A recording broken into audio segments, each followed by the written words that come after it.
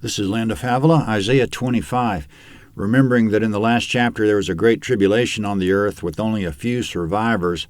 The survivors were amazed what God had done. Satan and the demons were locked into the abyss. And in the last verse of that chapter, Yahweh reigned on Zion. So the millennium has begun. In this chapter, the survivors say, verse 1, Yahweh, you are my God. I will exalt you. I will praise your name, for you have done wonderful things, things planned long ago in complete faithfulness and truth. For you have made a city into a heap, a fortified city into a ruin, a palace of strangers to be no city. It will never be built. Therefore a strong people will glorify you. A city of awesome nations will fear you. For you have been a stronghold to the poor, a stronghold to the needy in his distress, a refuge from the storm, a shade from the heat, when the blast of the dreaded ones is like a storm against the wall. As the heat in a dry place, will you bring down the noise of strangers. As the heat by the shade of a cloud, the song of the dreaded ones will be brought low. Comment verses 1 to 5 are easy to understand, even not knowing anything about the last chapter, that God is to be praised. He fulfills his ancient plans, though it might take thousands of years. He's able to tread down the proud and lift up the humble. This is all consistent with God's character and isn't anything new, but when we put it in the right context, that the millennium has just been established, it dawns on us why the people are so exultant. So in verse 1, Yahweh planned it out from ancient times, and true to his character, he followed through. He brought the tribulation to pass, the purging of evil, the establishing of his direct rule, and so on. Additionally, in verse 2, he made a city into a heap. This is speaking of Tyre from 2 chapters ago, which, as we said, was a picture of the wicked ways of all the world. God gathered the wicked into a ruinous heap. It'll never be built in verse 2. More often translated, it'll never be rebuilt. Never again will evil have such domain on the earth. In verse 3, therefore a strong people will glorify you. A city of awesome nations will fear you. The city of awesome nations is the city Zion. It's a city of peoples from all nations.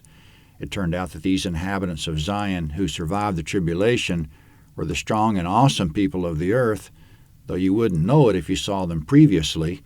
But now the last have become first and the first last. It's now apparent that the meek and humble of the previous age were actually the strong and awesome. Now they comprise a city of awesome nations. But it's also translated cities of ruthless, terrible, and powerful nations. If that's the correct translation, then the interpretation is that even the proud nations recognize God's supremacy in this new age. In verse 4, God has been a stronghold to the poor in spirit, that is. These are the humble and meek who trusted God. God was their stronghold during the Great Tribulation. They were needy and in distress in verse 4, but God was a refuge from the storm, a shade from the heat, even when the tyrants of the earth, speaking of the Antichrist and his associated rulers, even while those tyrants were beating on them like a storm against a wall, God sustained them, and now they're singing his praises. In verse 5, as a cloud comes overhead and blocks the summer heat, God will give relief from the noise of those strangers, particularly from the evil rulers in the tribulation.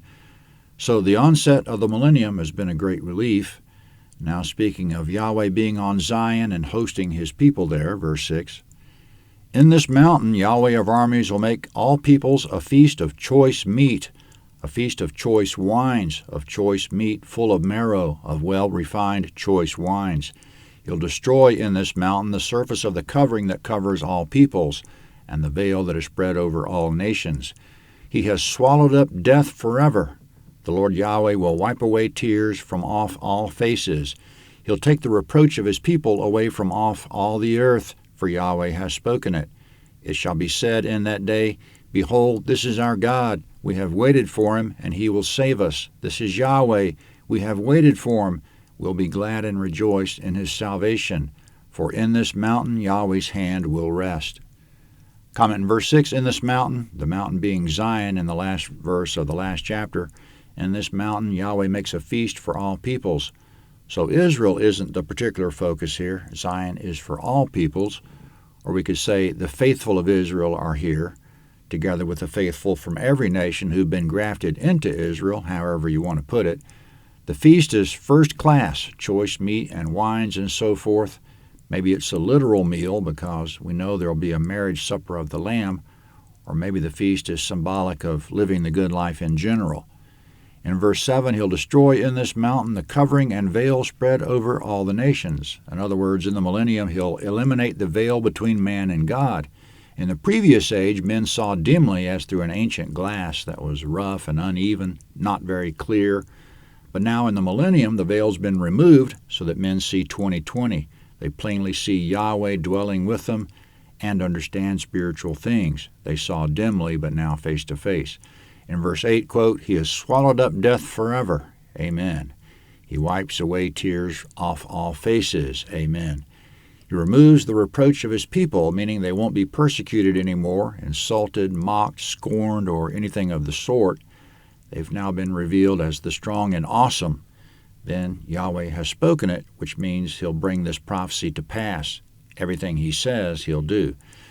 Then translating verse 9 into our vernacular, it shall be said in that day, "Look, this is our God. We waited for him, and sure enough, he's here. It's Yahweh. It's time to celebrate our salvation." But now turning to the terrible fate of God's enemies, middle of verse 10, Moab will be trodden down in his place, even like straw is trodden down in the water of the dunghill. He'll spread out his hands in the middle of it, like one who swims spreads out hands to swim, but his pride will be humbled together with the craft of his hands. He's brought the high fortress of your walls down, laid low, and brought to the ground, even to the dust. Comment in verse 10, Moab. This is the abrupt naming of a particular nation during a prophecy concerning the entire earth. So no one will fault us if we think of Moab as symbolic of all foreigners to God. Back in chapter 15, the prophecy was that Moab would be overrun by the Assyrians. God was sympathetic, but Moab deserved it. Now in verses 10 and 11, Moab will be trodden down like straw into wet manure.